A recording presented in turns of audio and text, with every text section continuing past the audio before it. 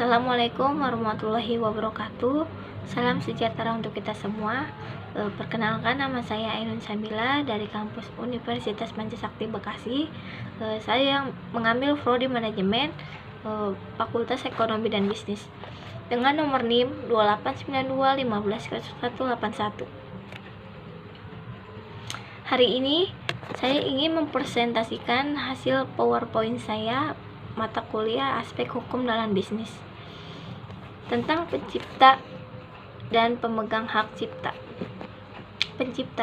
Pencipta adalah seorang atau beberapa orang secara bersama-sama yang atas inspirasinya melahirkan suatu ciptaan berdasarkan kemampuan pikiran, imajinasi, kecekatan, keterampilan, atau keahlian yang dituangkan ke dalam bentuk yang khas dan bersifat pribadi.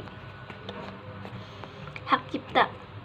Hak cipta adalah hak eksklusif pencipta atau pemegang hak cipta untuk mengatur, mengumumkan, atau memperbanyak penggunaan hasil penuangan gagasan, hasil ciptaan, atau informasi tertentu, atau memberi izin untuk itu dengan tidak mengurangi pembatasan menurut peraturan undang-undang yang berlaku. Peralihan hak cipta dan lisensi hak cipta. Peralihan hak cipta seperti pewaris, hibah, wasiat, perjanjian tertulis, sebab-sebab yang lain dibenarkan oleh peraturan perundang-undangan. Hak cipta. Sifat hak cipta. Hak cipta dianggap sebagai denda.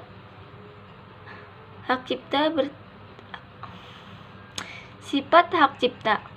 Yang pertama, hak cipta dianggap sebagai benda bergerak. Yang kedua, hak cipta dapat beralih atau dialihkan baik seluruhnya maupun sebagian. Yang ketiga, hak cipta tidak dapat disita. Lisensi hak cipta. Lisensi hak cipta yaitu izin yang diberikan oleh pemegang hak cipta kepada pihak lain untuk mengumumkan atau memperbanyak ciptaannya dengan persyaratan tertentu. Hak ekonomi dan hak moral. Hak ekonomi. Hak ekonomi adalah hak untuk mendapatkan manfaat ekonomi atas ciptaan. Yang kedua, hak moral. Hak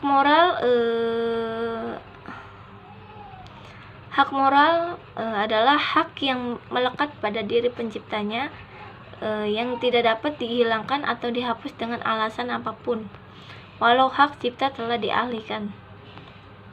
Pelanggaran hak cipta. Pelanggaran hak cipta itu yaitu suatu perbuatan dapat dikatakan sebagai suatu pelanggaran hak cipta apabila perbuatan tersebut melanggar hak eksklusif dari pencipta atau pemegang hak cipta. Yang pertama, seperti pembajakan, ya, memperbanyak ciptaan orang lain tanpa izin. Yang kedua, plagiat, mengambil atau mengakui ciptaan orang lain seolah-olah ciptaannya sendiri. Cukup sekian dari saya.